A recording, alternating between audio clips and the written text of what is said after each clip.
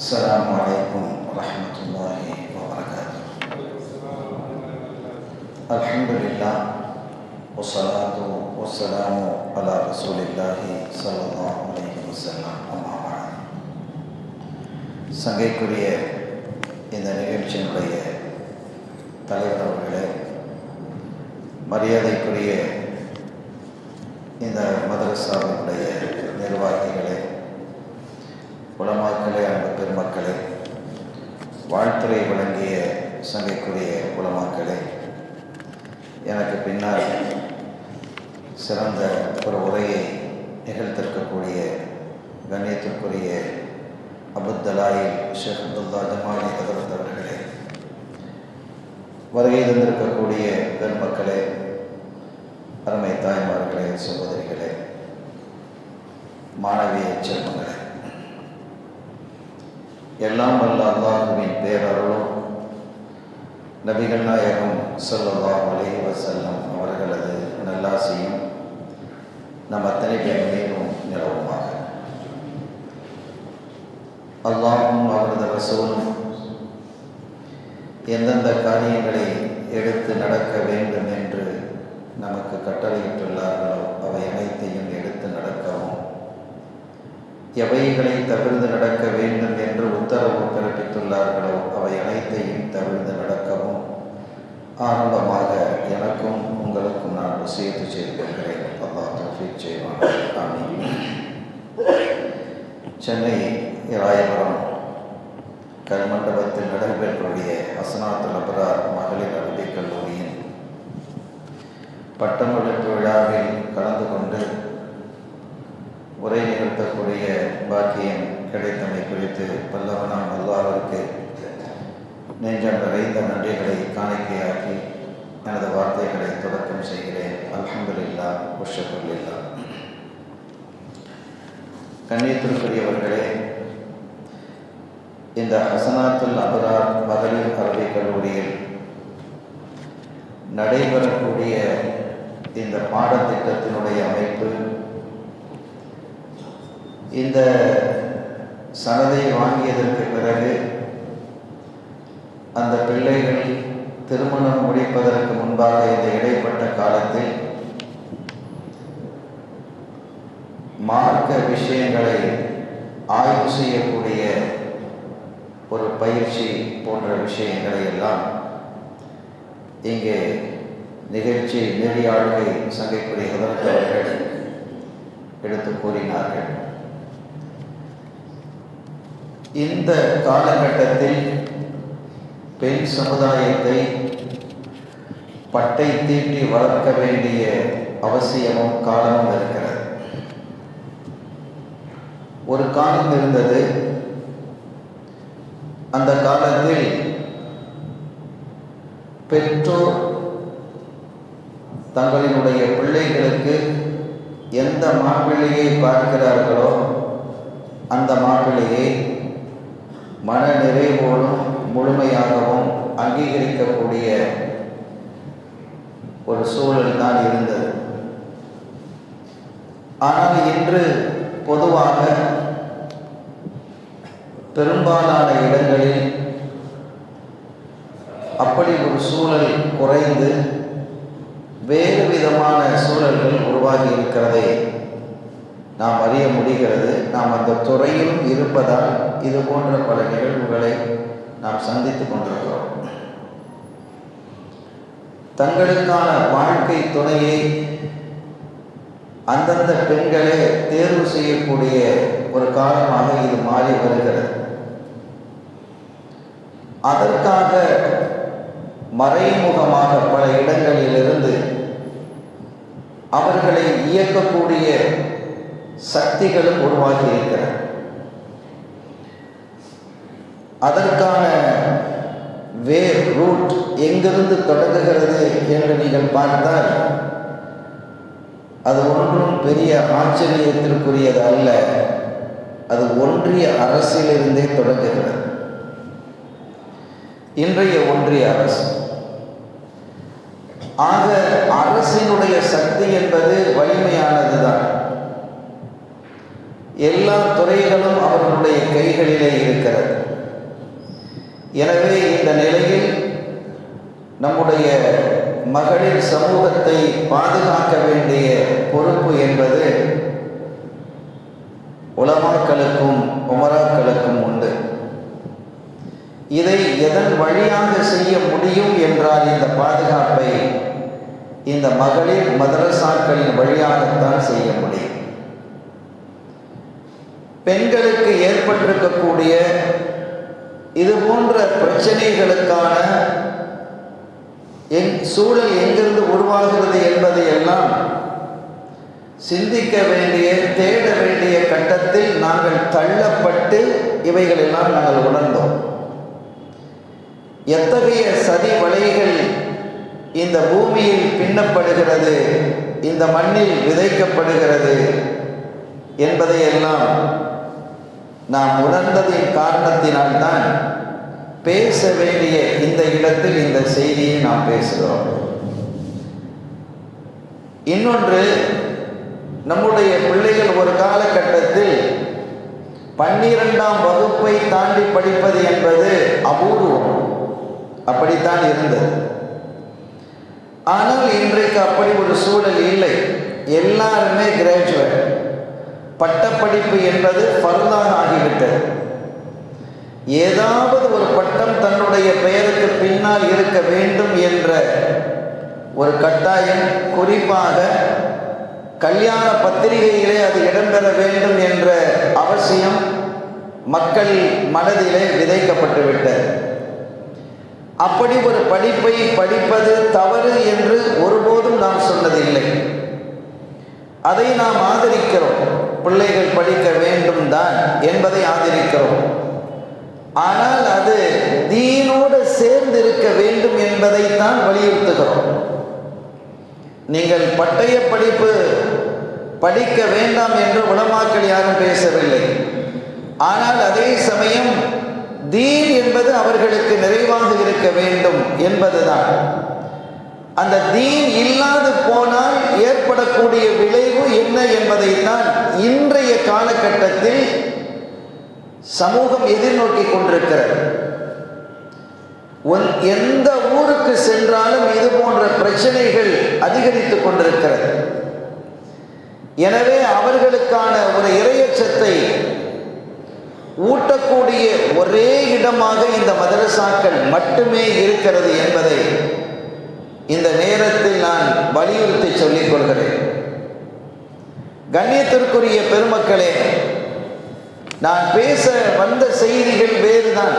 ஆனால் இங்கே இந்த மதரசாவை குறித்து எப்படியெல்லாம் இந்த மதரசாவை நாங்கள் வழிநடத்தி கொண்டிருக்கிறோம் என்ற தகவல் ஹசரத் பெருந்தகை அவர்களாலும் இந்த நிகழ்ச்சி அறிமுகத்தை செய்து கொண்டிருக்கக்கூடிய ஹதரத் அவர்களாலும் சொல்லப்பட்ட பொழுது இதை பேசுவதற்கான தகுதியான இடம் இதுதான் என்று நான் கருதினேன். எனவே நம்முடைய பெற்றோர் இது போன்ற மதரசாக்களில் உங்களுடைய பிள்ளைகளை ஓதுவதற்காக நீங்கள் அனுமதிக்க வேண்டும், அதை கட்டாயப்படுத்த வேண்டும் என்று இந்த உரையின் வாயிலாக நான் கேட்டுக்கொள்கிறேன். ஒரு கல்லூரிக்கு ஒரு நிகழ்வுக்காக நான் அழைக்கப்பட்டிருந்தேன். அது ஒரு கிறிஸ்டியன் கல்லூரி, கலை கல்லூரி. அது நான் மட்டுமல்ல, கிறித்துவத்தை சேர்ந்த ஒரு பாதிரியாரும் அதே போன்று இந்து மதத்தை சார்ந்த ஒரு சாமியாரும் கூட அழைக்கப்பட்டிருந்தார். அப்படி அழைக்கப்பட்டு அங்கே பேசும் பொழுது அந்த கல்லூரியிலிருந்து சில பிள்ளைகள் சில கேள்விகளை எழுப்பினார்கள். அந்த கல்லூரியில் எல்லா மதத்தை சார்ந்த பிள்ளைகளும் இருக்கிறாங்க, இறைவனை ஏற்றுக்கொள்ளாதவர்களும் அங்கே இருக்கிறாங்க. அப்படிப்பட்ட நிலையில் பல்வேறு கேள்விகள், ஒவ்வொரு மதம் குறித்தும் கேள்விகளை எழுப்பினாங்க. இனி கிறித்துவத்தை பற்றிய கேள்விகள், அதே போன்று இந்து மதத்தை சார்ந்த கேள்விகள் எழுப்பப்பட்டு அவர்கள் பதில் சொன்னார்களா இல்லையா என்பது நமக்கு அவசியமில்லை. ஆனால் இங்கே இஸ்லாமியத்தை குறித்தும் அந்த பிள்ளைகள் கேள்விகளை எழுப்பிய பொழுது அது ஆச்சரியமாக இருந்தது. அவர்கள் சில கேள்விகளை கேட்டார்கள். இஸ்லாம் பெண்களுக்கு பாதுகாப்பானது, இஸ்லாம் பெண்களுக்கு உறுதுணையானது, இஸ்லாம் பெண்களுக்கு துணையானது என்றெல்லாம் இஸ்லாமிய அறிஞர்கள் பேசி வருவதை நாங்கள் கேட்டிருக்கிறோம். ஆனால் அதே சமயம் ஒரு மனிதர் இறந்துவிட்டால் அவருடைய சொத்திலிருந்து 2 பங்கு ஆணுக்கும் 1 பங்கு பெண்ணுக்கும் கொடுக்கப்படுகிறது. இது எப்படி சமநிலையாக இருக்கும்? இது எப்படி நீதியாக இருக்கும்? ஒருவேளை பெண்ணுக்கு 2 பங்கு கொடுத்து ஆணுக்கு 1 பங்கு கொடுத்தாலாவது பரவாயில்லை. ஏனெனில் பெண்கள் ஆண்களை விட பலகீனமானவர்கள். இதை நாங்கள் அங்கீகரிக்கிறோம். உடல் ரீதியாக எடுத்துக்கொண்டால், உழைப்பு ரீதியாக எடுத்துக்கொண்டால் ஆண்களை விட பெண்கள் தானே பலகீனமானவர்கள். பலகீனமானவர்களுக்கு 2 பங்கு கொடுப்பதை விடுத்து பலமானவர்களுக்கு 2 பங்கு கொடுப்பது என்பது எந்த விதத்தில் நியாயமானதாக அமையும் என்ற ஒரு கேள்வியை ஒரு மாணவி வைத்தார். நமக்கு ஆச்சரியமாக இருந்தது. இப்படியெல்லாம் இந்த பிள்ளைகள் இன்று இஸ்லாத்தை, அந்த கேட்ட கேள்வியை கேட்ட பெண்மணி முஸ்லிம் பெண்மணி அல்ல. ஆனால் இவர்கள் எல்லாம் நாம் என்ன விளங்குகிறோம் என்றால், இஸ்லாம் என்ன சொல்லுகிறது என்று தேட ஆரம்பித்திருக்கிறார்கள். அந்த தேடுதல் என்பது ஒரு பெரிய வெற்றி நமக்கானது. அந்த அடிப்படையில் இந்த கேள்வியை வைத்தார்கள். அதற்கு நாம் பதில் சொன்னோம். கேட்பதற்கு அது நியாயம் மாதிரி தெரியும். எனவோ இஸ்லாம் பெண்களுக்கு அநீதம் இழைப்பது மாதிரி உருவாகும். இந்த கேள்வி அப்படி ஒன்றை உருவாக்குகிறது. ஆனால் அதே இஸ்லாம் ஒரு குழந்தை பிறந்து விட்டால், ஒரு பெண் என்றே வைத்துக் கொள்வோம், அந்த பெண்ணுக்கான உடை, உறைவிடம், உணவு, அது நோய்வாய்ப்பட்டால் அதற்கான மருத்துவம் என்று அனைத்தையும் செய்ய வேண்டிய பொறுப்பை யாரிடம் வழங்குகிறது என்றால் அந்த பெண்ணினுடைய தந்தையிடம். படிப்பா அல்லது ஓதுதலா என்று எல்லா செலவுகளையும் அந்த தந்தை தான் ஏற்கிறார். தந்தை தான் ஏற்க வேண்டும் என்று இஸ்லாம் சொல்லுகிறது. ஒரு கட்டத்தில் ஒருவேளை அவருக்கான சக்தி இல்லை என்றார், பொருளாதார வசதியில் அவர் குன்றியிருந்தார், அதே சமயம் அந்த பெண்ணினுடைய தாய், இவருடைய மனைவி வசதி வாய்ப்போடு இருந்தால் அந்த பெண் செலவழிக்கிறார். தன்னுடைய மகளுக்காக, தனக்காக, தன்னுடைய கணவனுக்காக. ஒரு வசதியான குடும்பத்தை சார்ந்த பெண் என்பதால் அவள் செலவழிக்கிறார். ஒரு கட்டத்தில் இந்த தந்தைக்கு நல்ல ஜாப் அமைந்து, நல்ல தொழில் அமைந்து, வருவாயை தேடக்கூடிய, கூடுதல் வருவாயை பெறக்கூடிய வாய்ப்பை அந்த தந்தை பெறுவாரையானால் அவர் என்ன செய்ய வேண்டும் தெரியுமா? இதுவரை தன்னுடைய மனைவி செய்த செலவை திருப்பி கொடுக்க வேண்டும் என்கிறது மார்க்கம். நன்றாக நீங்கள் கவனிக்க வேண்டும். அதற்கு பிறகு இவர் இந்த பெண்ணினுடைய பொறுப்பை எதுவரை ஏற்க வேண்டும் என்றால், கணவனினுடைய கையிலே கரம் பிடித்து கொடுக்கும் வரை. கல்யாணமானதற்கு பிறகு அந்த பெண்ணினுடைய முழு பொறுப்பையும் கணவன் ஏற்றுக்கொள்கிறார். ஆக எல்லா வகையிலும் செலவுக்குரியவர்களாக இருப்பவர்கள் ஆண்களே, இல்லையா? எனவே ஆண்களுக்கு 2 பங்கு, பெண்களுக்கு 1 பங்கு என்று வழங்குவதுதானே நியாயமாக இருக்கும். தான் செலவழித்ததை கூட, அந்த பெண் செலவழித்ததை கூட இந்த கணவன் திருப்பி அவளுக்கு தர வேண்டும் என்று சொல்லும் மார்க்கம் அது. இன்னொன்றை நான் உங்களுக்கு சொல்லுவேன். இந்த கேட்ட பெண்ணுக்கும் அதையெல்லாம் அவதானித்துக் கொண்டிருக்கக்கூடிய உங்களுக்கும் நான் ஒன்றை சொல்லுவேன் என்று சொல்லி, ஒரு கணவன் இறந்து விட்டால் அவனுடைய சொத்திலே மனைவிக்கு பங்கு உண்டு என்று இந்த உலகத்தில் முதலாவதாக பிரகடனப்படுத்தியது, சட்டத்தை கொண்டு வந்தது இஸ்லாம் தான். இன்றும் கூட நான் மதங்களை சுட்ட மாட்டேன். நீங்கள் கொஞ்சம் ஆய்வு செய்து பாருங்கள். இந்த பார்வையில் அப்படி பெண்களுக்கு, மனைவிக்கு கணவனினுடைய சொத்திலிருந்து பங்கு வழங்கப்படுகிறதா எல்லா மதங்களிலும்? அதற்கான சரியான தீர்வு இருக்கிறதா என்பதை நீங்கள் பார்க்க வேண்டும். ஜனநாயகத்தினுடைய தொட்டில் என்று பாராட்டப்படுகிறக்கூடிய இங்கிலாந்தினுடைய பார்லிமெண்டில் கூட 1966 தான் கணவன் இறந்தால் அவனுடைய மனைவிக்கு சொத்தில் பங்கு வழங்கப்பட வேண்டும் என்று சட்டம் தீர்மானிக்கப்பட்டது. எனவே இதையெல்லாம் நீங்கள் எண்ணி பாருங்கள். இத்தகைய அற்புதமான சட்டத்தை இஸ்லாம் வழங்கி இருக்கிறது என்றால் இது எந்த விதத்தில் நீதிக்கு புறம்பானதாக இருக்க முடியும் என்பதை எண்ணி பார்க்கணும். குறிப்பாக இப்போது பெண்களாக இருக்கக்கூடிய நீங்கள், குறிப்பாக சனது பெற்ற பெண்கள், சனதை வாங்கி இருக்கக்கூடிய பெண்கள் இதை உள் வாங்கிக் கொண்டு உங்களுடைய தோழியர்களுக்கு இந்த தகவல்களை நீங்கள் கடத்த வேண்டும். அத்தகைய ஒரு காலகட்டத்தில் நாம் வாழுகிறோம். எனக்கு மிகுந்த சந்தோஷமாக இருந்தது, இங்கு உள்ள பாடத்திட்ட அமைப்புகள், போதனைகளினுடைய வரையறைகள், இவைகளை எல்லாம் என்னை மகிழ்விக்கிறது. இதை குறித்து 2 உலமாக்கள் பேசியதும் மிகுந்த சந்தோஷத்தை தருகிறது. அத்தகைய ஆளுமை மிக்க பெண்களாக நம்முடைய பிள்ளைகளை நாம் உருவாக்க வேண்டும் என்று இங்கே நான் கேட்டுக்கொள்வேன். அதே போன்று இன்னொரு பெண்மணியும் கேட்டார். இந்த 2 செய்திகளை சொல்றதுக்கு எனக்கு டைம் முடிஞ்சிடும் நினைக்கிறேன். இன்னொரு பெண்மணியும் ஒரு கேள்வியை கேட்டார். அவர் கேட்ட கேள்வி என்ன தெரியுமா? ஒரு ஆண் திருமணம் முடித்ததற்கு பிறகு ஒரு கணவன் தன்னுடைய மனைவியை பார்த்து நீ வெறுப்பினால், பிடிக்காது போனதினால், அவர்களுக்குள்ளே ஏற்பட்ட கருத்து வேறுபாட்டின் காரணத்தினால் நீ தலாக் என்று சொன்னால் தலாக்கு உண்டாகி விடும். அப்படித்தானே என்று அந்த பெண்ணு கேட்கிறார். ஆமா, அப்படித்தான். ஆனால் அதே சமயம் ஒரு பெண்ணுக்கு கணவனை பிடிக்காத போது அவள் நீ தலாக்கு என்று சொல்ல முடியுமா? அந்த உரிமை பெண்ணுக்கு இருக்கிறதா என்றால் இல்லை. இது எந்த விதத்தில் நியாயமானது? இது எந்த விதத்தில் நியாயமானது? ஒரு கணவனுக்கு மனைவியை பிடிக்கவில்லை என்று வரும் பொழுது அந்த மனைவியை நோக்கி நீ தலாக்கு என்று சொன்னாலே அவள் விவாகரத்தாகி விடுகிறாள், டிவோர்ஸ் ஆயிடுது. அதே சமயம் ஒரு பெண்ணுக்கு அவனுடைய கணவனை பிடிக்கவில்லை என்றால் டிவோர்ஸ்னு சொன்னா முடியாது. உண்டாயிடுமா? உண்டாகாது. தலாக்கு என்பது ஒரு ஆணினுடைய கையில், கணவனினுடைய கையிலே வழங்கப்பட்டிருக்கிறது. இது எந்த விதத்தில் நியாயமானது? இவ்வளவு பெரிய தூக்கி வீசக்கூடிய, ஒரு வார்த்தைகளை தூக்கி வீசக்கூடிய, அதுவும் தலா என்று சொல்லிட்டாலே போதும் உண்டாயிடும் அப்படிங்கிறீங்க. ஒரு வார்த்தையாலேயே வாழ்க்கையை முடித்துக் கொள்ள முடியுமா? முறித்துக் கொள்ள முடியுமா? இது எந்த விதத்தில் சரியானது? இதற்கு பதில் தருவீர்களா என்று இன்னொரு பெண் எழுந்து பேசினார்.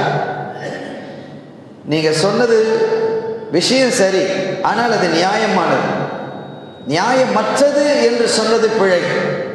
நான் இங்கே ஒன்றை சொல்லுவேன். இதுதான் பெண்களுக்கான பாதுகாப்பு. இஸ்லாம் ஒரு அற்புதமான பாதுகாப்பை வழங்கி இருக்கிறது. ஒரு பெண் தனக்கு தேவையில்லை என்ற ஒரு முடிவுக்கு வருகிறார் என்ன வச்சுக்கிறோம். அப்படி முடிவுக்கு வந்து உடனே பெரும்பாலும் பிடிக்க இல்லைன்னு சொன்னால் உடனே எவரும் தலாக்கு சொல்றது இல்லை. கொஞ்ச நாள் பார்ப்போம், பிடிக்க இல்லை தலாக்கு என்று சொன்னால் உண்டாகிடுமானா உண்டாகிடும் தான்.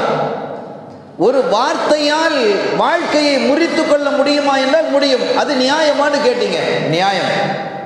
இந்த வாழ்க்கையை ஒரு வார்த்தையால் தான் உருவாகிறது என்பது உங்களுக்கு தெரியுமா? ஒரு தந்தை அல்லது தந்தையால் நியமிக்கப்பட்ட ஒரு பொறுப்பாளர் வக்கீல் இன்னாருடைய மகள் இன்னாரை நான் உங்களுக்கு நிக்காஹ் செய்து தந்தேன், அல்லது என்னுடைய மகள் இந்த பெண்ணை நான் உங்களுக்கு நிக்காஹ் செய்து தந்தேன் என்று சொன்ன பொழுது அவன் கபில்து அங்கீகரித்தேன், ஒப்புக்கொண்டேன் என்ற ஒரு வார்த்தையில் திருமண பந்தத்தை கையில் எடுக்கிறார். அப்போ ஒரு வார்த்தையினால் தான் கபில்து என்ற அல்லது ஒப்புக்கொண்டேன் என்ற ஒரு வார்த்தையில் தான் திருமண பந்தம் உருவாகிறது. ஒரு வார்த்தையிலே உருவாகக்கூடிய திருமண பந்தம் ஏன் ஒரு வார்த்தையில் முறியக்கூடாது? நீங்கள் உருவானதை பார்த்தீர்களா? உருவானதை கேட்டீர்களா? இல்லையே. நீங்கள் முறிகிறதை மாத்திரம் தானே கொண்டு வர்றீங்க.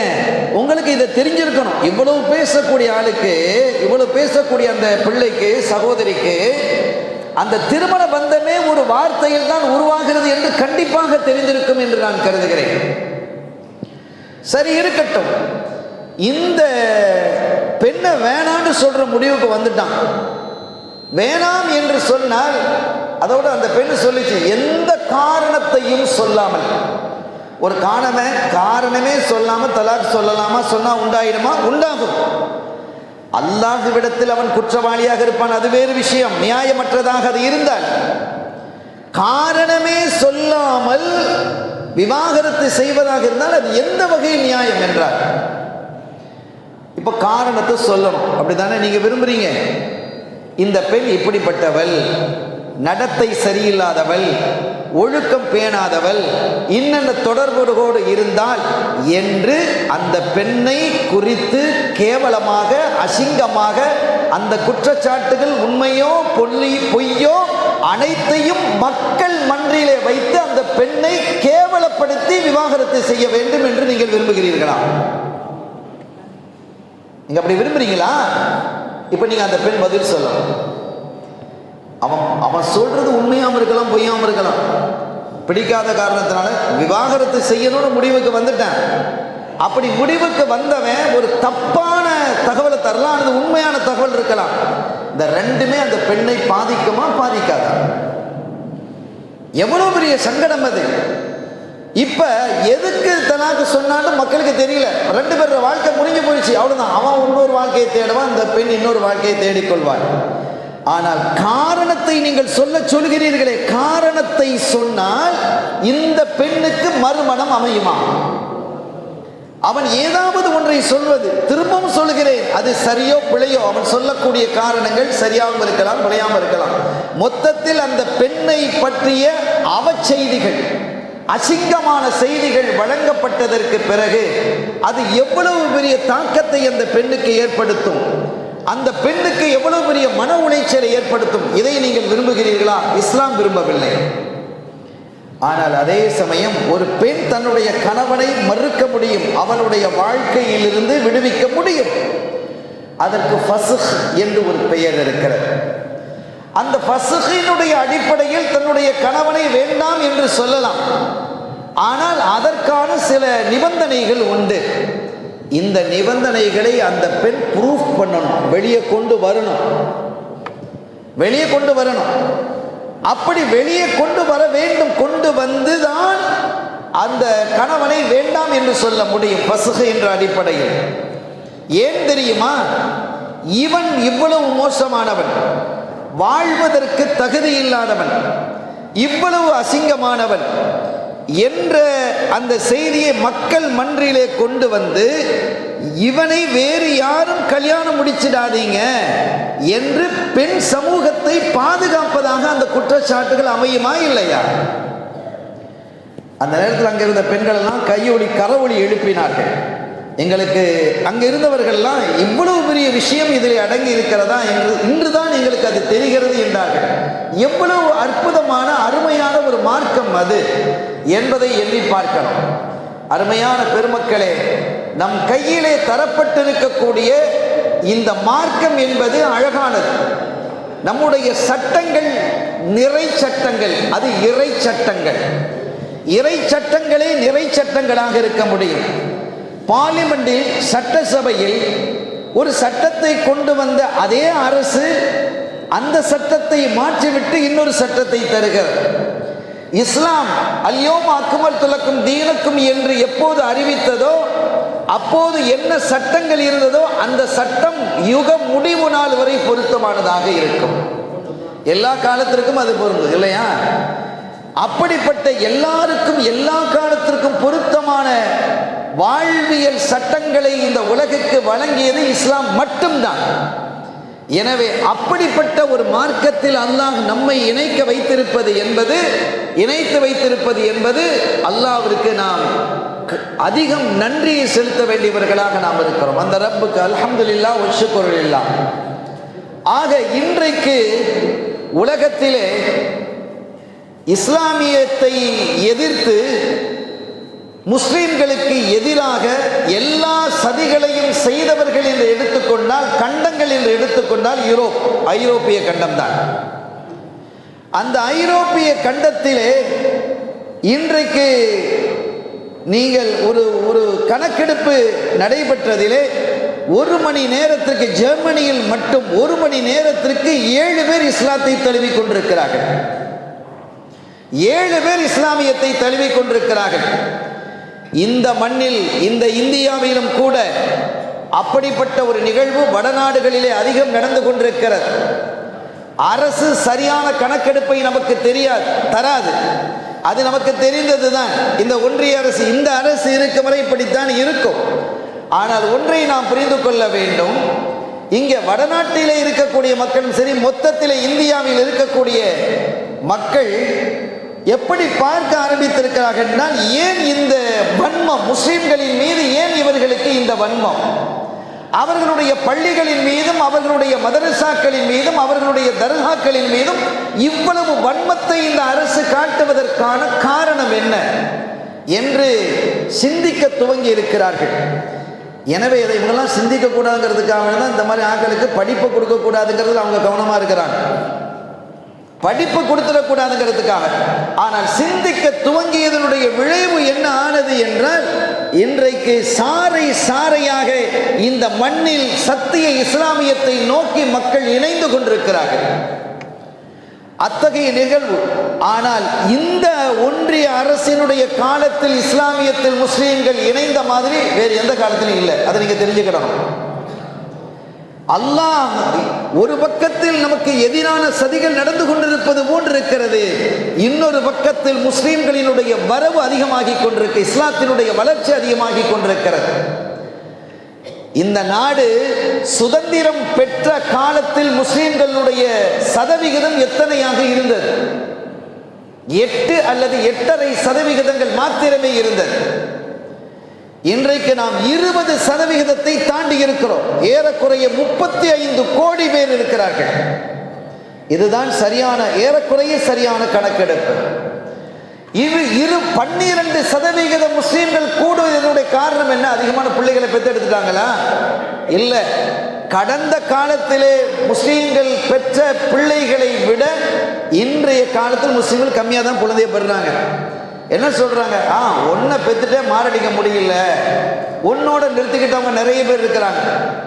நாம் பார்க்கிறோமா இல்லையா?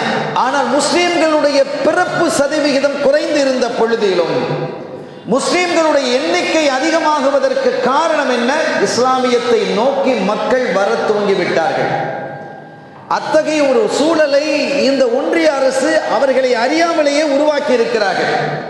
ஒரு பக்கத்தில் நமக்கான நெருக்கடியையும் சங்கடத்தையும் நம்முடைய வளர்ச்சிக்கான தடையையும் விதிக்கக்கூடிய இந்த அரசு, இன்னொரு பக்கத்தில் ஏன் இது நடக்கிறது என்பதை சிந்தித்ததனுடைய விளைவுதான் இன்றைக்கு மக்கள் இந்த மார்க்கத்தை நோக்கி வர துவங்கி இருக்கிறார்கள். பெண்களுக்கான பாதுகாப்பா? அதற்கு இஸ்லாம் தான் சரியான இடம். பொருளாதாரத்தில் பாதுகாப்பா? அதற்கு இஸ்லாம் தான் சரியான இடம். மான பாதுகாப்பா? அதற்கு இஸ்லாம் தான் சரியான இடம். தண்டனைகள் என்று வரும் பொழுது இஸ்லாம் கொடுக்கக்கூடிய தண்டனைகள் தான் மிகச் சரியானது என்று உணர்வு பூர்வமாக சிந்திக்கக்கூடிய மக்கள் இந்த மண்ணில் அதிகரித்துக் கொண்டிருக்கிறார்கள்.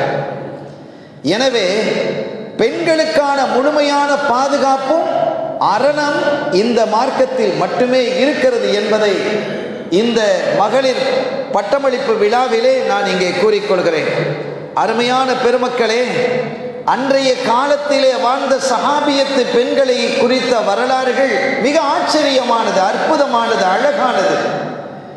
அவ்வளவு அழகாக இருக்கும் அந்த பெண்களினுடைய தியாகம். ஒரு காலத்தில் எப்படியோ வாழ்ந்தவர்களை எல்லாம் ஸல்லல்லாஹு அலைஹி வஸல்லம் அவர்கள் மாணிக்கங்களாக உருவாக்கினார்கள். ஆச்சரியப்படத்தக்க பெண்களாக உருவாக்கினாங்க. பத்ர் களம் அது. அந்த பத்ர் களத்திலே சண்டையிடுவதற்காக சஹாபிகள் செல்லக்கூடிய அந்த காலகட்டத்தில் ஒரு பெண் வருகிறார். உம்மு வரகா ரலியல்லாஹு தஆலா அன்ஹா. யார சொல்லலாம், இந்த யுத்தத்திலே கலந்து கொள்வதற்கு எங்களுக்கும் அனுமதி தாருங்கள், எனக்கு அனுமதி தாருங்கள் கேட்கிறாங்க. எதற்காக? நான் வேணா சண்டை போடல, வாழை வைத்தோ வேலை வைத்தோ நான் சண்டை போடவில்லை. ஆனால் உதாவி ஜுர்ஹாக்கும் உமர்ரிது மர்தாக்கும், உங்களிலே காயப்பட்டு இருக்கக்கூடியவர்களுக்கு மருந்திடுவதற்கும் நோய்வாய்ப்பட்டவர்களுக்கு மருத்துவ சிகிச்சை செய்வதற்கும் எனக்கு நீங்கள் அனுமதி தாருங்கள். அப்படி நான் சிகிச்சை செய்து கொண்டிருக்கும் பொழுது எதிரிகளிடமிருந்து அம்போ வேலோ என் மீது பாய்ந்து நான் ஷஹீதாக வேண்டும், அந்த பாக்கியம் எனக்கு கிடைக்கணுங்கிறாங்க. இது வரைக்கும் யுத்தமே பெருசா நடத்தல, சின்ன சின்ன சண்டைகள். பத்ர் தானே ஆரம்பம். பத்ர் காலத்தில் கேட்கிறாங்க. உம்மு வரக்கா ரலியல்லாஹு தஆலா அன்ஹா அவர்களுக்கு வாழும் காலத்திலேயே ஷஹீதா என்று பெயர் கிடைத்தது. ஸல்லல்லாஹு அலைஹி வஸல்லம் சொன்னாங்க, உங்க வீட்டிலேயே இருக்கும் போதே உங்களுக்கு ஷஹாதத்து பதவி கிடைக்கின்றாங்க. அது வரலாறு. அதே மாதிரி ஸல்லல்லாஹு அலைஹி வஸல்லம் சொல்லிட்டாங்க, நடந்து தானே ஆகும். அது நடந்து முடிந்தது. அந்த பெண் ஷஹீதானாக ஆனாங்க. அப்படி பெண்களை தைரியமிக்க பெண்களாக, வலிமை மிக்க பெண்களாக, வீரமிக்க பெண்களாக ஸல்லல்லாஹு அலைஹி வஸல்லம் உருவாக்கினாங்க. நம் பிள்ளைகளை கோழைகளாக உருவாக்கக்கூடாது.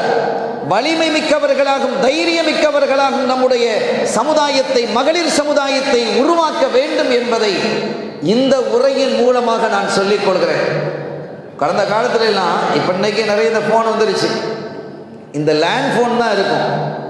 லேண்ட் போன்ல சில அப்ப இந்த நம்பர்லாம் தெரியாது, எங்கேருந்து வருது அதெல்லாம் தெரியாது. அதுக்கப்புறம் தான் ட்ரூ காலர் அது இது எல்லாமே வந்துடுச்சு.